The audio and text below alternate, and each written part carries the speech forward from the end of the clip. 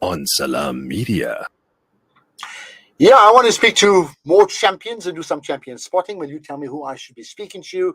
The WhatsApp number 061 766 0355. You tell me, come up with your suggestions so we don't miss anybody. It could be a person, it could be an institution, whoever's doing something that's remarkable in the country that contributes to nation building and shifting South Africa to a champion nation. Well, I want to talk to them. 061 766 0355. Let me tell you about Sentio Capital. So Sentio's investment for good philosophy is based on a genuine desire to use their investment skills for the benefit of broader society, while also delivering superior returns for clients regardless of market conditions.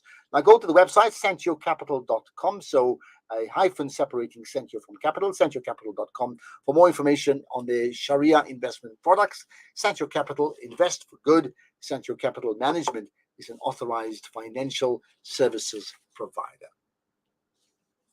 Right, we have a feature. Last year we did, I thought, a fabulous feature on the series of South Africa's mosques of South Africa, and did 20 in Ramadan, and with such a good response. So we can't do that again, of course, right? But of course, one of them we touched on was the Auwal Masjid in Cape Town. So we can't do that again. We thought, well, let's just extend that. One is the mosques. Well, what about the imams that drive the mosque, literally, right, in many ways? So let's do that this time around. My first guest in the series of the imams of South Africa is Sheikh Ismail Londt, who just by coincidence is also the co-imam of the Auwal Masjid. So maybe it's a very good way to start with you, Sheikh Londt. Appreciate your time and assalamu alaikum. Wa alaikum assalam wa rahmatullahi wa barakatuh. I thank you for the opportunity, Brother Ashraf, and assalamu alaikum to all the listeners as well. Thank you. Well, I'll tell you what, when I go to Cape Town and I'm around the Bukap area, I certainly go to the Auwal Masjid, and I've been a musalli there on more than one occasion and enjoyed it, and enjoyed listening to your talks as well. So there we are. MashaAllah, shukran. We welcome everyone else as well whenever they are in Cape Town to make a visit to the Auwal Masjid and experience the legacy and the history of the Masjid. Inshallah, absolutely. So, okay, our focus today, of course, is on the Imam, right? So let's talk about you. I mean, what's your story? In a nutshell, from Cape Town, and alhamdulillah was steered in the direction of Islamic studies. I memorized the Quran at a young age. I was fortunate to study the Arabic and Islamic studies in Darul Uloom Newcastle, and thereafter in Egypt at the Al-Azhar, and in private tuition with specific qira'at and Quran scholars. I was afforded the opportunity to travel to Morocco as well and interact with scholars of hadith and fiqh there and receive ijazat from them.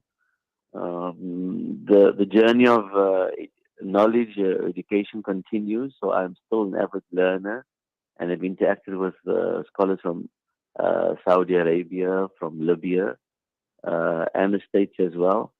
And yeah, alhamdulillah, what's happening is that I founded a center titled the DU Center for Development and Upliftment. It looks at Quranic studies, but attempts to focus primarily on the post-memorization journey. What happens after memorization? We have a lot of revisers that are affiliated with the center, and adults as well. And a platform I was afforded last year, which I'm trying my best to use in service of the Quran and its people, is I was appointed as the head of the Department of Quranic Affairs in November 2021, just over a year ago, under the Muslim Judicial Council. So with this platform, the attempt is to unify efforts and to address concerns on various levels of Quranic education. But where the masjid is concerned, the Auwal Masjid, we have obviously our madrasa in the afternoons.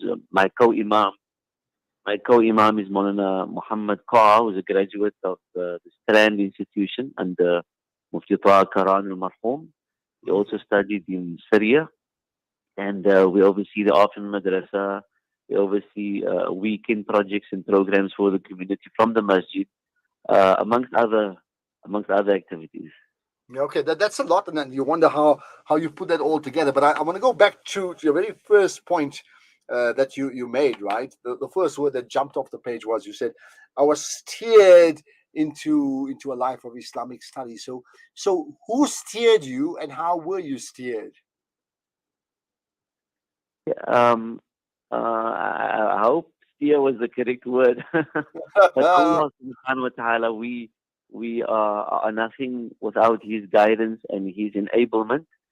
So Allah Subhanahu wa Taala afforded, if I look back, afforded opportunities and spaces and guides and role models from a young age. And then my parents were guided as well in that direction when they noted my interest and ability from a young age to recite and to memorize. And that's where it all started. So steered by Him Subhanahu wa Ta'ala and steered by my parents and teachers. And I am grateful to Allah for that, obviously, and my parents and teachers whoever played a role in especially that period of my life. And I mean, the point I think is important that the gift was seen, but it was steered through Allah and then by your parents, or let's say the community, into the direction that you're in now. But often, we talk about this. How do you use the gifts that you have to benefit society, to benefit community, right? Are you satisfied with the gifts that you've received, and in terms of how now you'll be able to impact society, or do you find yourself falling short in the connection between gifts versus impact? Allah, that's an interesting question, sir. Who are you? I would love to have a chat with you beyond this program. with absolute pleasure, anytime. So, firstly, that is my current passion: identifying or attempting to identify talent and interest out in the community, and offering support and creating a platform. The saddest thing that any human being could experience or could live through is unidentified or unsupported ability and talent, finding themselves in places that they feel forced to be in, but it was not what they were initially identified with or comfortable with. Anyway, the second part of your question was, am I happy? I'm grateful for the opportunity now, and seeing that what Allah has guided me with thus far has come into some form of constructive use and benefit. We are the culmination of all our past experience, and all my past experience has led me currently now to this, where I currently am. But lastly, am I satisfied? I don't think I could ever be satisfied. Time is running out. We do not know how much time we have left. And we are trying to do the best with whatever time we have, and we pray for continued guidance and the best outcomes. But there's always more to be done. There's always more that can be done, and there's always more that should be done. Absolutely. Of course, you're pretty busy. I mean, as the co-imam at the Auwal Masjid, at the DU Center that you referred to, and as that head of Quranic affairs at the MJC. And, I mean, putting in all that together, that makes you what you are and allows you to make the impact that, inshallah, that you are doing. I mean, to answer your question to me directly, besides my career in broadcasting, I head up a project called Champion South Africa. And we have one goal: to build South Africa into a champion nation. For that to happen, our focus is on inspiring people. So we want to build the champions that are needed to build the champion nation. But I'll pause for that for the moment, accepting I'm going to use that point to ask you this, right? When we speak about politicians, right, whichever political parties they belong to, it's like, so how, in their role as politicians, how are they changing society? But the bigger question to South African Muslims is the role of the imam, right? And whether it's the imam in the mosque or the imam outside the mosque, as you are, right? I would think that there's greater pressure now more than ever on expecting and asking more for the imam to take on a leadership position in society. Do you, and this is a broad question, not just to you, right? Do you think that's happening, or there's a lot more needs to happen around the role of the imam in being the steward, in fact, to shape South African Muslim society first, and then broader South African society? Okay, profound. At first, I'd love to hear more about your organization at another stage, inshallah. Secondly, the not to be diplomatic or too diplomatic, um, where politics is concerned, no matter what anyone does, a politician or a citizen, our actions or non-actions have consequences, both ways. And the Imam, by definition, is a leader. An Imam should not simply lead the ritual daily prayer, but he is the reference for the community in all other affairs. It's a 24/7 responsibility, duty. I don't want to say it's a job. And therefore, for one person to handle it in our current um, situation or atmosphere is virtually impossible. We need support. Anyway, um, there's always more that can be done, and there's always more that should be done, and it starts with education. We find our religious scholars living, I don't want to say in a bubble, and I apologize if I'm correct, or living in a cocoon, but we have been trained and educated in certain aspects of religious relevance and religious life. However, Rasulullah sallallahu alaihi wasallam was a leader in the masjid, he was a leader in the marketplace, he was a leader in the home, and he was a leader in his town and city and peninsula. And he interacted with foreign countries and leaders as well. He was, or rather let me say, from him we also draw jurisprudence of politics, fiqh siyasa. And that is what we have to expose ourselves to in how to conduct ourselves in that space as well. Yeah, absolutely. Well, you know what? We can have a conversation for an hour. We don't have that time, unfortunately. But you made the point earlier on that time is always such a pressing issue, and we need to be cognizant of that, right? Perhaps the last thoughts to leave us with, right? Um, what's your wish for the broader South African Muslim community? I wish for something similar to what your organization is standing for, in that we should realize that there's so much more that we can do, and only by doing more together constructively, looking together ahead, can we become once again proud of being citizens of this country. We should not wait on others. We should offer support where we can or work from within, but with pure hearts and pure minds. It's not about the individual, it's about the goal. Not about the individual, it's about the organization.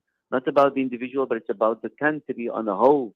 And we do not have to look far and look beyond and look at others and